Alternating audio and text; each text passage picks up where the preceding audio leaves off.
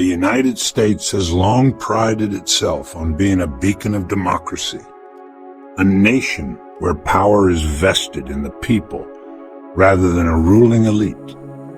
But beneath that noble narrative lies an uncomfortable truth. From its very inception, America was designed to serve the interests of its wealthiest citizens.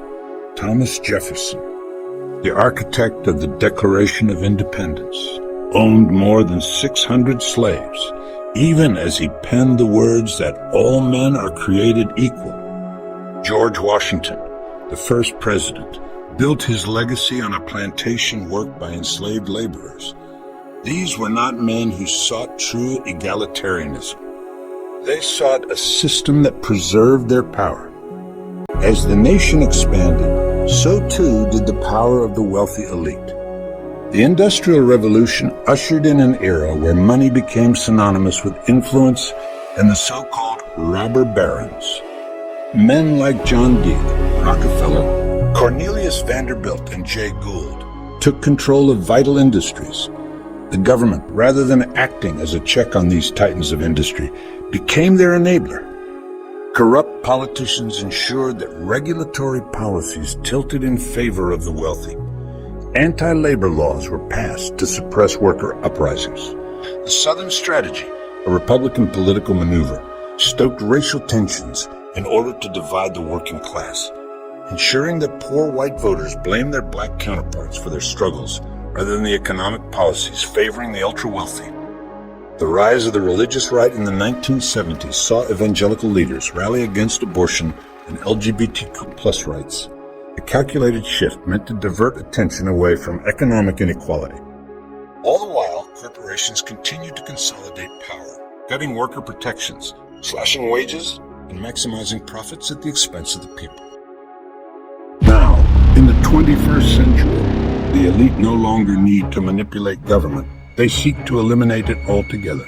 Today's billionaires, raised in extreme privilege and insulated from the struggles of ordinary people, are not just looking to amass more wealth. They want absolute control.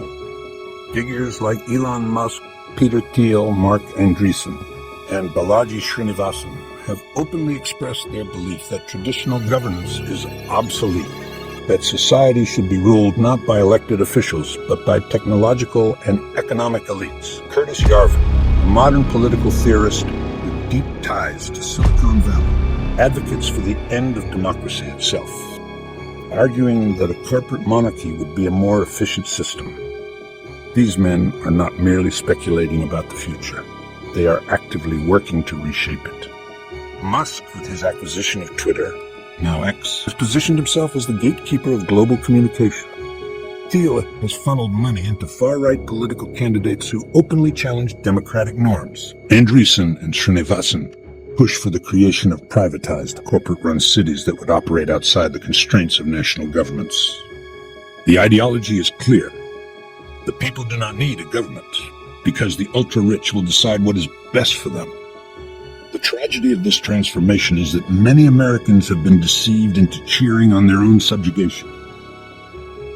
Decades of anti-government rhetoric have led people to believe that tearing down institutions designed to protect them is an act of liberation. They demand deregulation in the name of freedom, unaware that it only grants corporations greater power over their lives. They support populist leaders like Donald Trump, who presents himself as an outsider fighting against corruption, even as his policies overwhelmingly serve billionaire interests. They rally against taxation and social safety nets, not realizing that in doing so, they are dismantling the only mechanisms that ever kept corporate greed in check. We are now at a precipice. The power once wielded in secret by the ultra-wealthy is being openly asserted. Democracy is no longer being subtly undermined. It is being brazenly discarded. If this trajectory continues, the future will not be one of self-governance and freedom, but one of techno-feudalism, where billionaires rule not through elected representatives, but through sheer economic dominance. The question we must ask ourselves is, will we wake up in time? Will we recognize that the very people we have been told to trust, the captains of industry, the tech visionaries, The billionaires promising to revolutionize the world are not our saviors, but our new overlords. The fight ahead is not just political, it is existential. And if we do not act now, we may find that the last remnants of democracy are swept away, not with a bang, but with a quiet transfer of power into the hands of those who always believed they were entitled to it all along.